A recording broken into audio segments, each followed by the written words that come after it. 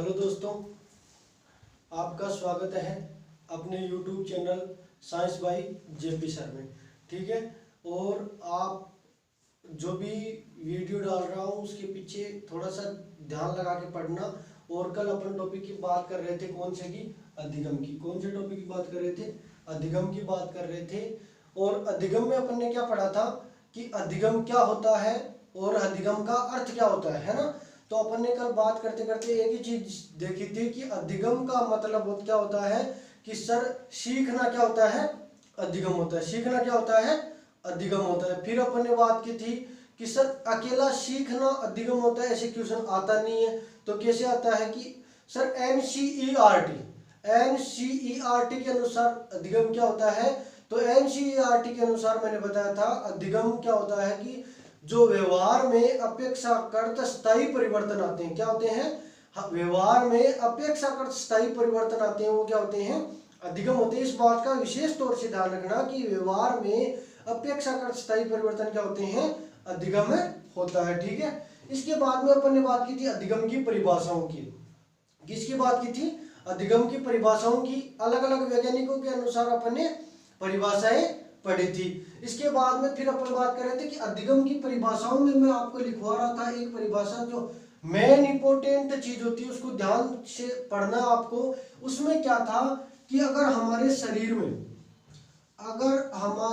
शरीर में परिपक्वता, अगर हमारे व्यवहार में परिपक्वता व वृद्धि के कारण अगर हमारे व्यवहार में कोई परिवर्तन आता है तो वो क्या होता है? अधिगम नहीं होता। वो क्या नहीं होता? अधिगम नहीं होता। बिहार टेट में एक क्वेश्चन आया था कि परिपक्वता व वृद्धि के कारण हमारे व्यवहार में आए हुए परिवर्तन को अधिगम कहा जाता है या नहीं कहा जाता? तो इसको अधिगम नहीं कहा जाता।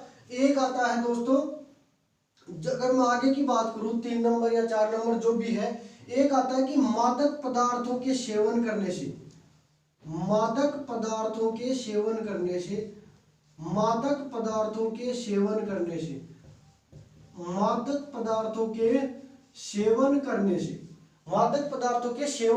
अगर हमारे व्यवहार में कोई परिवर्तन आता है तो वो भी क्या नहीं होता? अधिगम नहीं होता। क्या नहीं होता? अधिगम नहीं होता। 4 नंबर, अगर किसी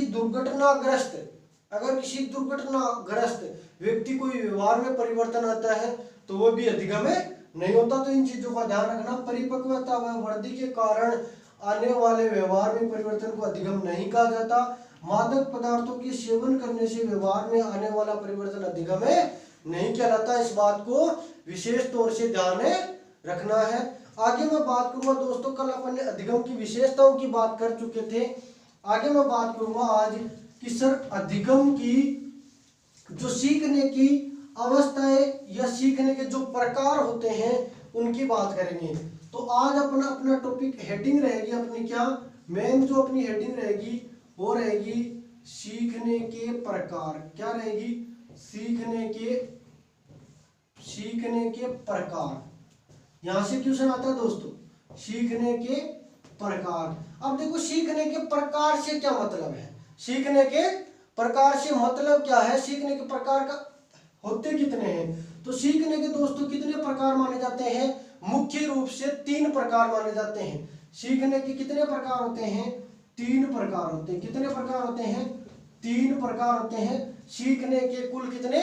3 प्रकार माने जाते हैं। अब 3 प्रकार कैसे कैसे होते हैं, वो कैसे कैसे सीखते हैं, ध्यान से देखना थोड़ा सा। सीखने का 1 नंबर प्रकार है वो होता है विराम या अविराम सीखना। पहला क्या है?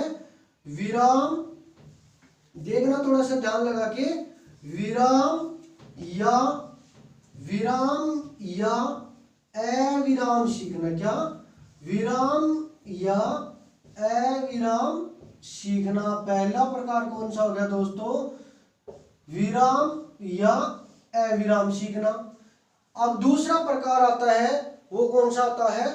पूर्ण या अंश में सीखना। 2 नंबर का जो आपका आता है उसका नाम क्या है? पूर्ण या अंश में सीखना। दूसरे नंबर की बात करें तो उसको बोलते हैं पूर्ण या अंश में सीखना। अपन ने सीखने के प्रकार की बात कर रहे हैं, 2 नंबर प्रकार पढ़ रहे हैं, पूर्ण या अंश में सीखना। पूर्ण या अंश में सीखना, कौन सा? पूर्ण या अंश में सीखना। पहली बात की विराम या अविराम में सीखना, दूसरा पूर्ण या अंश में सीखना। और अपन ने बोला था कि 3 प्रकार होते हैं। 3 नंबर का जो लास्ट प्रकार होता है वो क्या होता है?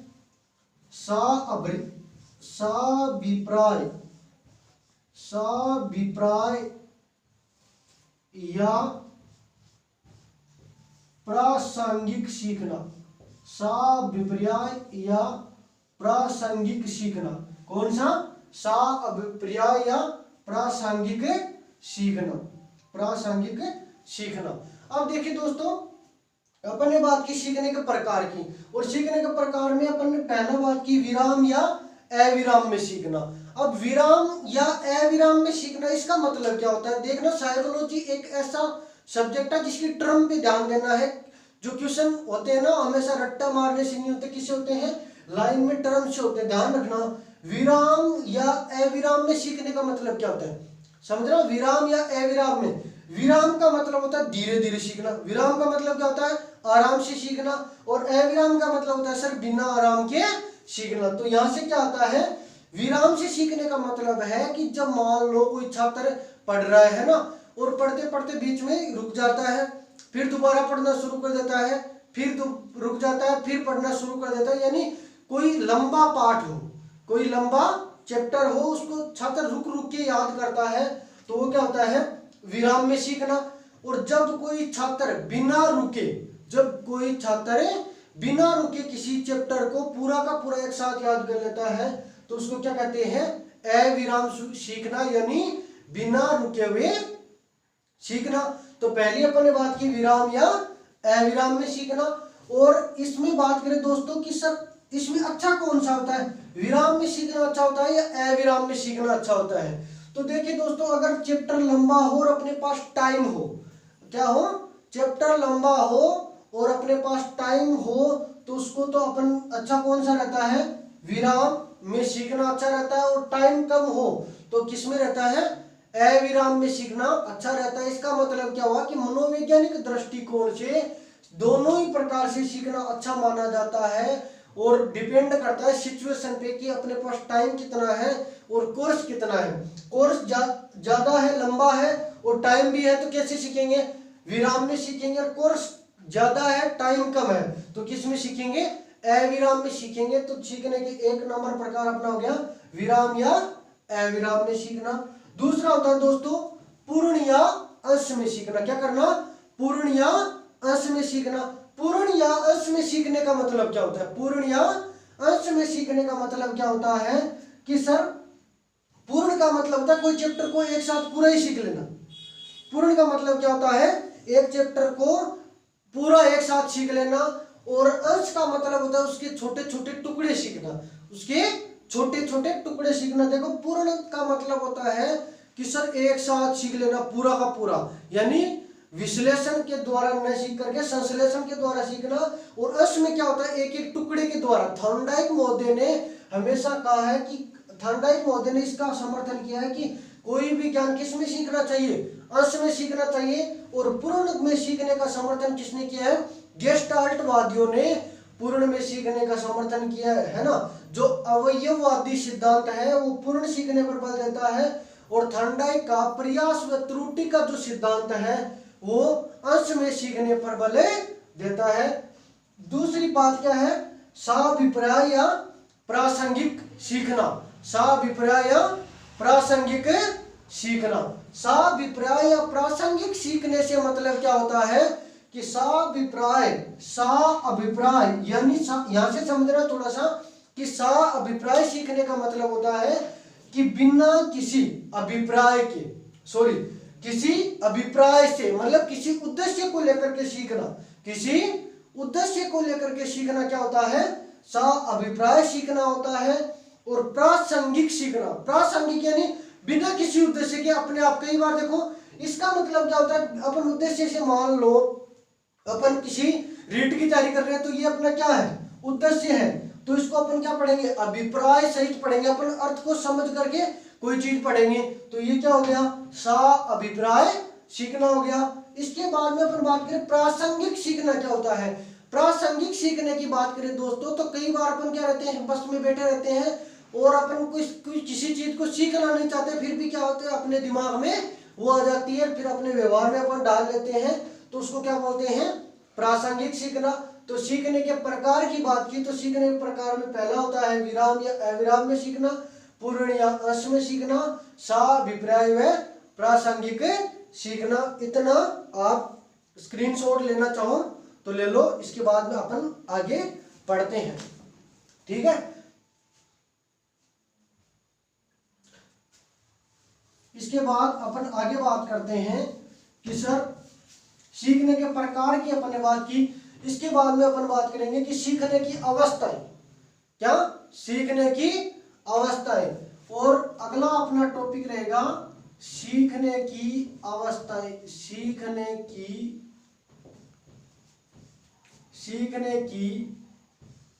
अवस्थाएं, सीखने की अवस्थाएं। सीखने की अवस्थाओं में बात करें तो सीखने की अवस्थाएं कैसी होती हैं, क्या होता है। देखो सीखने की अवस्थाओं से मतलब क्या है, सीखने की अवस्थाओं से मतलब क्या है। तो सीखने की अवस्थाओं में देखो थोड़ा सा ध्यान देना, सीखने की अवस्थाओं से मतलब क्या होता है कि सर सीखने की अवस्थाएं वो होती है कि एक बालक कभी स्कूल जाता है, एक बालक कभी स्कूल जाता है सीखने के लिए, और उसके बाद में क्या होता है, उसके बाद में क्या होता है कि वो धीरे धीरे सीखना शुरू कर देता है, धीरे धीरे सीखना शुरू कर देता है, लेकिन हमेशा एक ही तरीके से एक ही सिचुएशन में नहीं सीखता। क्या नहीं सीखता, एक ही सिचुएशन में नहीं सीखता, कभी धीरे सीखता है, कभी तेज सीखता है, फिर धीरे सीखता है, फिर तेज सीखता है। यानी सीखने की क्या बन जाती है दोस्तों, अवस्थाएं बन जाती है। क्या बन जाती है, अवस्थाएं बन जाती है। तो सीखने की अवस्थाएं कितनी होती हैं, तो सीखने की अवस्थाएं की बात करें तो सीखने की कुल कितनी अवस्थाएं होती हैं, 3 अवस्थाएं होती हैं। इंक देना थोड़ी सी। सीखने की अवस्थाएं कितनी होती हैं, 3 अवस्थाएं होती हैं। सीखने की कुल कितनी अवस्थाएं होती हैं, 3 अवस्थाएं होती हैं। सीखने की कुल कितनी अवस्थाएं होती हैं, 3 अवस्थाएं होती हैं। 3 अवस्थाओं में दोस्तों बात करें, सर ये अवस्थाएं बनी कैसे, आपके दिमाग में ये क्वेश्चन आ रहा होगा ना, ये अवस्थाएं बनी कैसी। अरे भैया आप स्कूल जाते थे जब छोटे थे तो आपकी भी यही सिचुएशन थी, आपकी भी तो यही सिचुएशन थी कि सर हम पढ़ रहे थे, अपन पढ़ रहे थे, पढ़ते पढ़ते क्या होता है कि अपन बोर हो जाते हैं, है ना। अपने जिस चैप्टर में रुचि नहीं होती अपन क्या हो जाते हैं, बोर हो जाते हैं। फिर पढ़ना सीखना क्या हो जाता है, अपना दिमाग अपने आप सीखना बंद कर देता है। क्या कर देता है, अपने आप सीखना बंद कर देता है। इसका मतलब क्या हुआ कि सर सीखना की अवस्थाएं बनती है। एक जब बालक कोई स्कूल जाता है तो इसमें 3 अवस्थाओं का निर्माण होता है। कितनी अवस्थाओं का निर्माण होता है, 3 अवस्थाओं का निर्माण होता है। पहली जो अवस्था होती है वो प्रारंभिक अवस्था होती है। कौन सी अवस्था होती है, प्रारंभिक अवस्था होती है। जब एक बालक प्रथम बार यानी जो पहला पीरियड होता है उसमें अगर जाता है तो क्या सीखता है, वो अच्छे से सीखता है ना। प्रारंभिक अवस्था होती है यानी बालक एकदम फ्रेश मूड से जाता है और जाते एक बार सीखना शुरू करता है तो बहुत तेजी से सीखता है। पहली बात प्रारंभिक अवस्था। दूसरी आती है दोस्तों मध्यावस्था। मध्यावस्था, मध्यावस्था की बात करें तो देखो अपन पहले बार जाते हैं तो तेज तेज सीखते हैं पहले पीरियड में, धीरे धीरे क्या होता है दूसरे पीरियड में अपनी एनर्जी खत्म होने लग जाती है, तीसरे चौथे पीरियड में अपनी एनर्जी एक बार खत्म हो जाती है। फिर अपना इंटरवेल होता है यानी मध्य अवस्था, ठीक है ना। मध्य अवस्था में अपन थोड़ा सा और सीखते हैं। और 3 नंबर की जो अवस्था आती है, 3 नंबर की जो आती है उसको बोलते हैं अंतिम अवस्था। कौन सी अवस्था, अंतिम अवस्था। अभी भी होता है अपने साथ, अपन पढ़ते हैं ना तो अपने साथ अभी भी होता है। पहले अपन शुरुआत में कोई चैप्टर खोल के बैठते हैं तो प्रारंभिक अवस्था में बहुत अच्छे तरीके से पढ़ा जाता है। ऐसे ही देखो स्कूलों में इसके आधार पर जो टाइम टेबल का निर्माण किया जाता है। प्रारंभिक अवस्था में देखो पहला पीरियड अपना किसका आता है, मैथ्स का या इंग्लिश का। मैथ्स का या इंग्लिश का पीरियड आता है, पहला पीरियड। क्यों? क्योंकि प्रारंभिक अवस्था में जब बालक घर से आता है तो पूर्ण रूप से सीखता है और उसको सीखने में क्या रहता है, इंटरेस्ट रहता है। दूसरी क्या आती है, मध्य अवस्था। मध्य अवस्था में धीरे धीरे इंटरेस्ट कम होने लग जाते हैं, थकान महसूस होने लग जाती है, फटीग महसूस होने लग जाती है बच्चे को, कि वो ऐसे लगने लग जाता है हाँ अब इतना ही सीखूंगा। इसके बाद में अंतिम अवस्था में आते आते तो कई बार देखो अपन कोचिंग भी आते हैं ना बच्चे, तो कैसे लास्ट में ऐसे करने लग जाते हैं सर अब छोड़ दो, है ना, ऐसे करने लग जाते हैं। किसी को ये बोलो ना थोड़ा सा और लिखाएंगे तो नहीं सर अब तो छोड़ दो, पहले ही छोड़ देते हैं। मतलब कौन सी अवस्था आ गई, अंतिम अवस्था। यानी अंतिम अवस्था में सीखना बिल्कुल बंद हो जाता है। अब गेट्स, अब देखो गेट्स, थांडाइक, गेट्स, थांडाइक व अन्य विद्वानों ने क्या माना है कि हाँ ये सीखने में अवस्थाएं बनती हैं, हाँ ये सीखने में अवस्थाएं बनती हैं, पर ये अवस्थाएं दोस्तों क्या नहीं होती, सार्वभौमिक नहीं होती। क्या नहीं होती, सार्वभौमिक नहीं होती। ये जरूरी नहीं है कि ये अवस्थाएं बने। सार्वभौमिक का मतलब क्या हो गया कि सभी जगह ये अवस्थाएं बने, जरूरी नहीं है एक सब्जेक्ट में बन जाए, दो में बन जाए।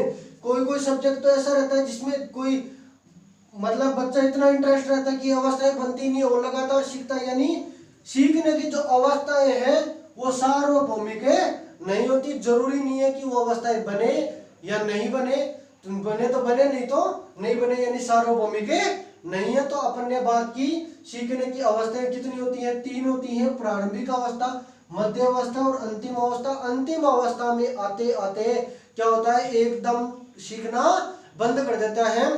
पर जरूरी नहीं है, ध्यान रखना, जरूरी नहीं है कि वो हमेशा ऐसा करे, सार्वभौमिक नहीं है, इस बात का ध्यान रखना है सीखने की अवस्थाओं में। इसके बाद में अपन बात करेंगे कि जो सर, इसके बाद में अपन बात करेंगे कि अधिगम के पठार। इसके बाद अपन बात करेंगे अधिगम के पठार। देखो चैप्टर थोड़ा सा क्या है, लंबा जरूर है, चैप्टर थोड़ा लंबा जरूर है, पर धीरे धीरे करके अपन पढ़ेंगे। इसमें क्या आएगा, अधिगम के पठार।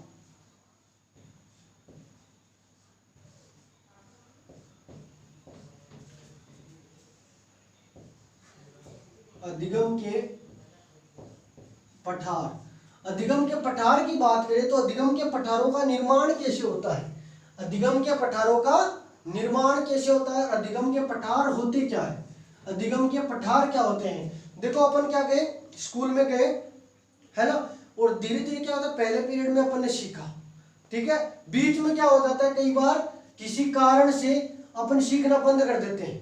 क्या कर देते हैं, किसी कारणवश अपन सीखना बंद कर देते हैं। यानी मान लो अपन यहाँ से स्कूल गए, ठीक है, इस टाइम पे स्कूल गए, यहाँ तक अपन ने सीखा, अच्छा सीखा एकदम। फिर क्या होता है, एक बार अपन ने ऐसे से सीखा, ऐसे सीखा, फिर क्या होता है, कोई किसी कारणवश अपन सीखना यहाँ पे बंद कर देते हैं, और फिर टाइम तो यहाँ चल रहा है, अरे ये क्या चल रही है, मात्रा,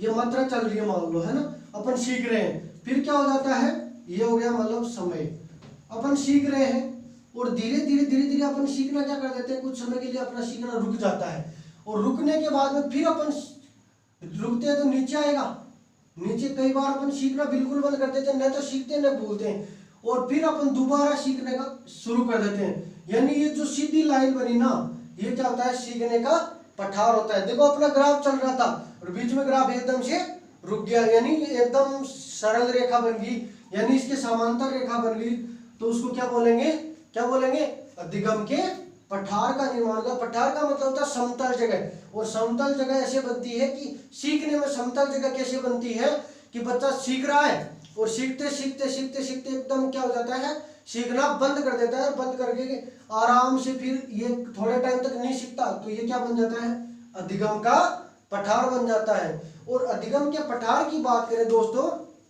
अधिगम के पठार की बात करें तो अधिगम का पठार बनने के कारण क्या होते हैं, अधिगम के पठार बनने के कारण क्या होते हैं, तो अधिगम में पठार बनने के कारण होते हैं, एक तो होती है विषय वस्तु, विषय वस्तु की स्पष्टता, विषय वस्तु की स्पष्टता, विषय वस्तु की स्पष्टता। दूसरी अपन बात करें कि शिक्षण विद्या, यानी जो टीचर शिक्षण करा रहा है उसका पढ़ाने का तरीका क्या है, जो टीचर बच्चे को पढ़ा रहा है उसका पढ़ाने का तरीका क्या है, तो क्या हो गया शिक्षण विद्या। 3 नंबर का जो टॉपिक आता है कि जो अधिगम का पठार बनाने में सहायक होता है वो होता है बार बार समय, यानी टाइम व बार समय व स्थान में परिवर्तन, बार समय व स्थान में परिवर्तन। तो वो भी क्या करता है, बच्चे को सीखने में डिस्टर्ब करता है। तो बार समय व स्थान में परिवर्तन। इसके बाद में अपन बात करते हैं कि बालक की रुचि, बालक की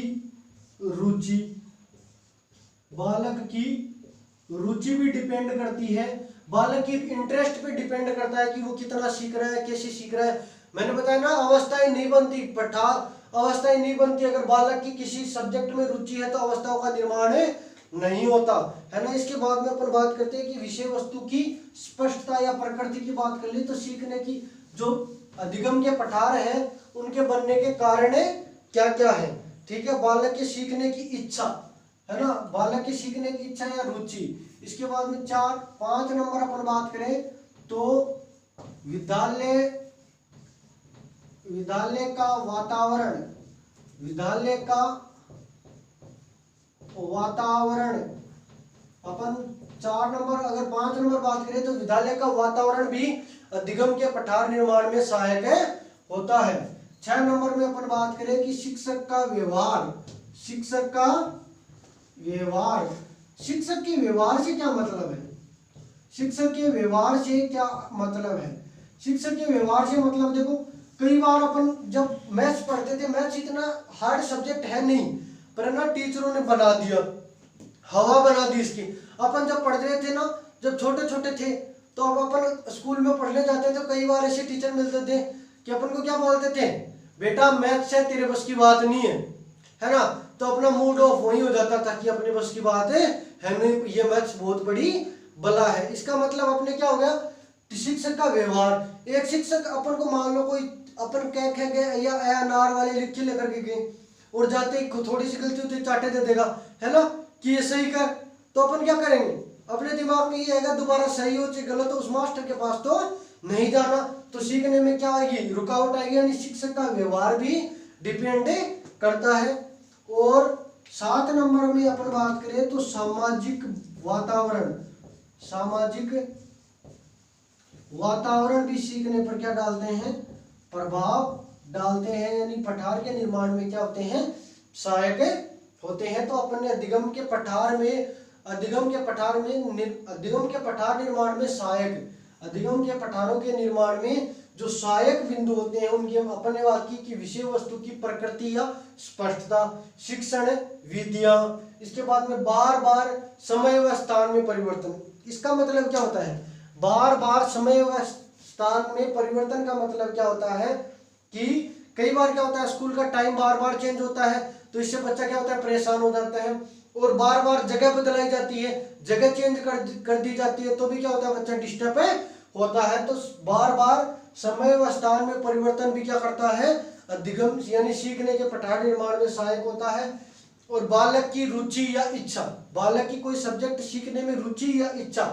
अब देखो इसमें यहां तक कह दिया कि एक वैज्ञानिक थे वुडवर्थ महोदय ने क्या कहा था कि घोड़े को पानी तक ले जाया जा सकता है। इच्छा पे बात आ रही है, तत्परता का नियम, थॉर्नडाइक के तत्परता का नियम, बालक की रुचि, मानसिक तैयारी का नियम। उसमें क्या कहा जाता है कि बालक को यानी घोड़े को पानी तक ले जाया जा सकता है पर पानी पीने के लिए बाध्य नहीं किया जा सकता, यानी घोड़े को पानी तक ले जाया जा सकता है पर बाध्य नहीं किया जाता। इसी प्रकार एक बालक को आप स्कूल तो भेज सकते हो, एक बालक को आप स्कूल तो भेज सकते हो, विद्यालय भेज सकते हो, पर उसे सीखने के लिए बाध्य नहीं किया जा सकता। क्या नहीं किया जा सकता, बाध्य नहीं किया जा सकता। जरूरी नहीं है वो सीखे या नहीं सीखे, उसकी मर्जी। उसके अगर इंटरेस्ट वाला कोई टॉपिक है तो सीख लेगा, नहीं इंटरेस्ट वाला तो नहीं सीखेगा। इसी कारण जो प्राथमिक विद्यालय होते हैं उनमें क्या किया जाता है कि जो साथ में जो एक कक्षा होती है, फर्स्ट क्लास होती है, उसमें क्या करते हैं, अनार वाला, उसके नीचे अनार का चित्र बना दिया जाता है। तो बालकों की क्या होती है, उन चित्रों में रुचि आ जाती है, इस कारण वो सीखना शुरू कर देते हैं। तो ये हो गया आपके अधिगम के पठार। किसकी बात कर ली, अधिगम के पठार की बात कर ली। इसके बाद में अपन बात करेंगे दोस्तों कि जो अधिगम के वक्र होते हैं उनकी बात करेंगे। किसकी बात करेंगे, अधिगम के वक्र की, अधिगम के वक्र की बात करेंगे। और अधिगम के वक्र में अपन बात करें तो अधिगम के वक्र कौन से होते, कैसे होते हैं, देखो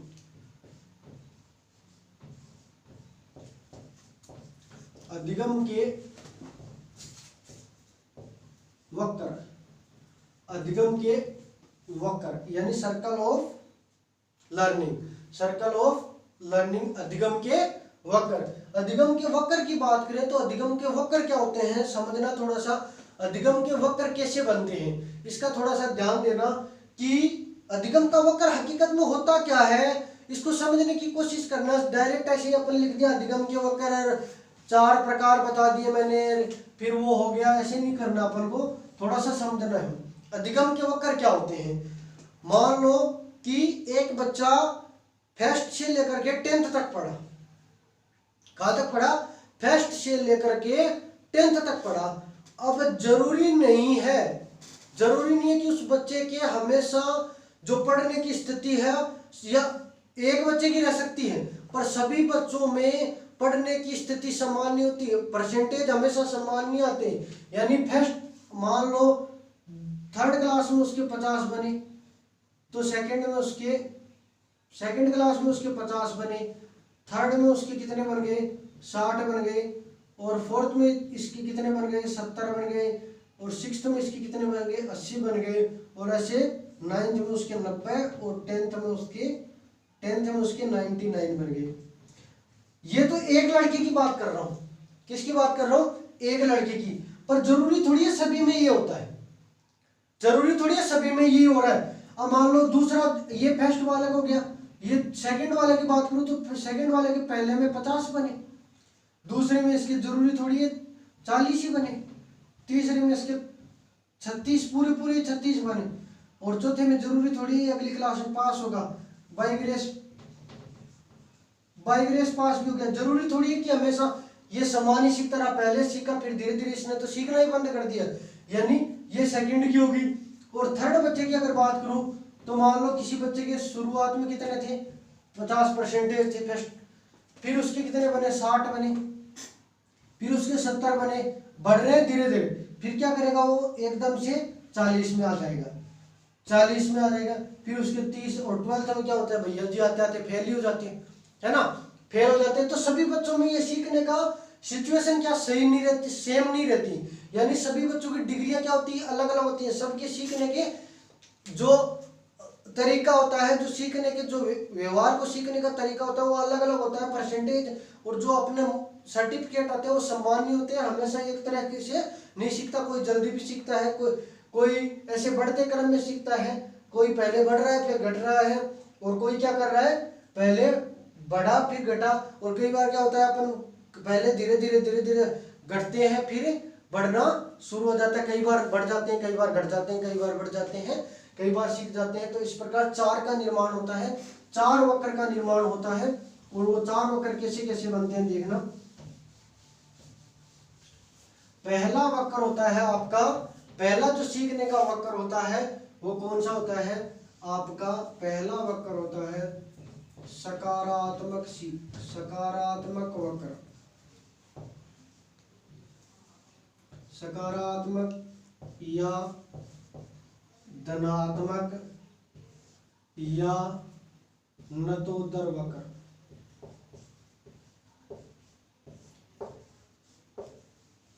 नतोदर वक्र पहला आपका हो गया सकारात्मक, धनात्मक या नतोदर वक्र। पहले अपन ने बात की, पहला वक्र कौन सा होता है, सकारात्मक, धनात्मक या नतोदर वक्र। इसमें सकारात्मक का मतलब क्या होता है, सकारात्मक का मतलब क्या होता है, वक्र बनेगा तो ये हो गया आपका समय, ये हो गया आपकी मात्रा, ये मैं यहाँ लिख देता हूँ 1 2 3 4 5 और 6, 1 2 3 4 5 और 6, ठीक है, ये लिख दिया। मान लो इस बच्चे ने यहाँ से 1 से सीखना स्टार्ट किया, फिर 1 पे इसने क्या किया, इतना ही सीखा, फिर 2 पे उसने थोड़ा ज़्यादा सीखा, फिर 3 पे, फिर 4 पे, फिर 5 पे, यानी ऐसे बढ़ता गया। पहले यहाँ से सीखना इसने धीरे धीरे स्टार्ट किया, फिर धीरे धीरे धीरे धीरे धीरे धीरे धीरे धीरे बढ़ रहा है, ये सीखता हुआ बढ़ रहा है, यानी धनात्मक है। पहले इसके मान लो 30% नंबर आए, फिर ऊपर गया तो इसके 40 आए, फिर इसके कितना आए, 50 आए, फिर इसके कितने आए, 60 आए, फिर इसके कितने आए, 70 आए। तो ये कौन सा वक्र हो गया, सकारात्मक, धनात्मक या नतोदर वक्र हो गया। इसमें क्या होता है कि बालक शुरुआत में यहाँ पे देखो कम सीख रहा है, कम सीख रहा है, वो टाइम क्या लेता है, ज्यादा लेता है। सीखता तो कम है, वो टाइम क्या लेता है, ज्यादा। यानी जो सकारात्मक वक्र होता है, धनात्मक वक्र होता है, उसमें प्रारंभ में जो समय होता है, प्रारंभ में समय तो क्या लेता है, वो अधिक लेता है, समय तो क्या लेता है, अधिक लेता है, और मात्रा क्या होती है, कम होती है। ये तो है शुरुआत की बात। और अंत में आते आते क्या करना